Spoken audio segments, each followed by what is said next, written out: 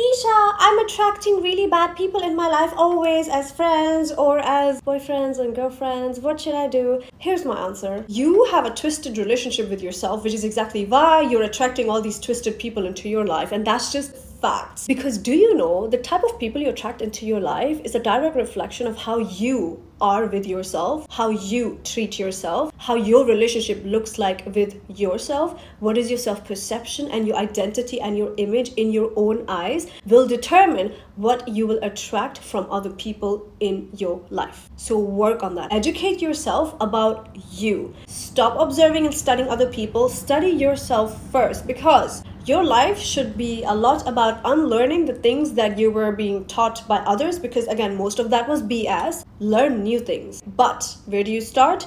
Learn yourself. What do you really like? What are you really all about? Can you improve yourself today? Every single day, what can you improve about yourself? Do you lack communication skills? Do you lack social skills? Do you lack the ability to connect with other human beings on a soul level, on a mental level, on an emotional level? Do you have any other problems? Maybe with your appearance? Do you not have a healthy self-perception? Are you insecure about something? You think you have extra weight, or you think your height isn't good enough if you're a man, or you think maybe your income isn't there yet, or if you're a woman, maybe your appearance isn't as ideally how you would like it to be, for example. There could be so many things that are keeping you insecure. Maybe it's your social status that keeps you insecure. Maybe it's your social circle that keeps you insecure. Maybe it's the friends that you have around you that keep you insecure. Maybe you just come from a dysfunctional family and that resulted in you bending down and you're walking through life with your head tilted downwards and not so well and not so happy, and your vibrations are so low. It could be so many things, but there's one thing in common between all of these problems, is that they're solvable. Is that a word? Solvable? There is a solution for everything, let's just say. So once you have detected what is your problem, you can go and have a solution for that. That is the one thing I've learned, is that every single thing, no matter what level of problem it may be, there is a solution for everything. Period. Let's go find it. Let's go sort it out. Because now that depends on you. This is for the girlies. I need to give you one advice also. Please work on that money. Let's say you don't come from money. Let's say you don't come from a family that is well-to-do or whatever. That's fine. That's not an excuse. You better get in your bag and up that money. Learn some high income skills. Do something. Start your online business. Start selling digital products. If you want to learn how to sell digital products and what is the best digital product that you can sell, just comment ready below and I'll send you guys a link over. Start your online business. Okay, I have helped so many start their online businesses, but getting back to the point, get your money up, because talking about the subject of narcissism, let me tell you something interesting. Men will be bigger narcissists towards you if you are a prey, because if you come from very low income background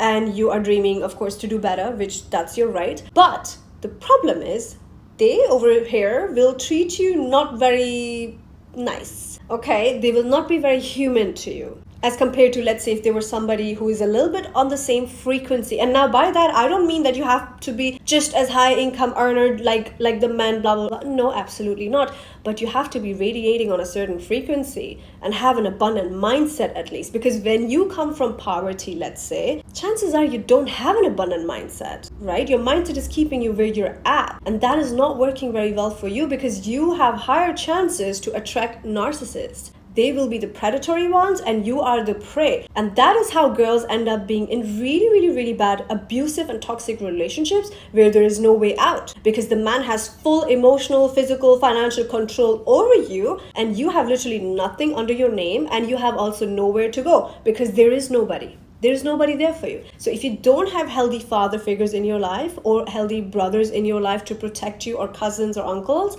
work on that money.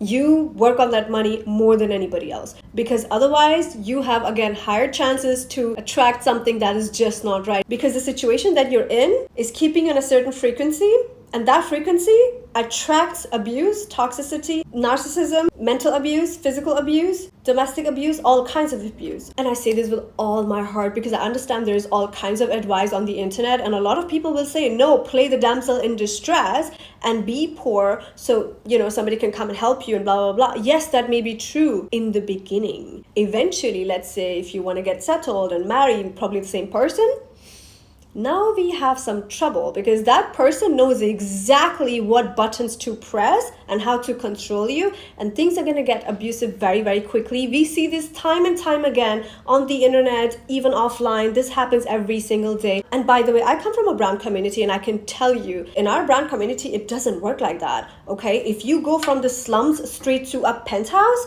let's say even if your husband ends up being a nice person and he doesn't say much, best believe your in-laws will put you in your place straight away.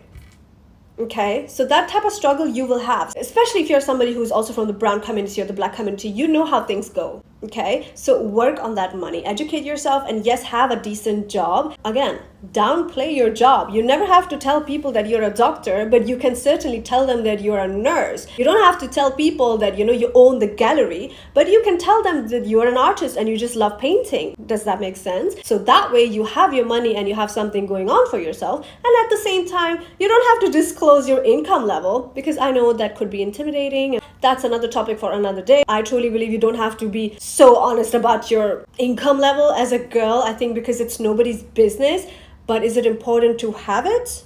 Yes. And once you start making that money, invest in your looks, in your appearance, in your fitness. If you want to change up something, I don't know, go get some Botox, go get some fillers, I don't know, whatever you want to do. Go learn how to do makeup and dress well. Whatever you think will give you more confidence, do that. And I want to see that money being spent on you so that you look fantastic, because a nice face card will get you far, but then a brain will keep you there. Gotta play it smart, ladies, because out here in these streets it is a little crazy. So you gotta play your cards right, and you gotta be super, super smart. All the best.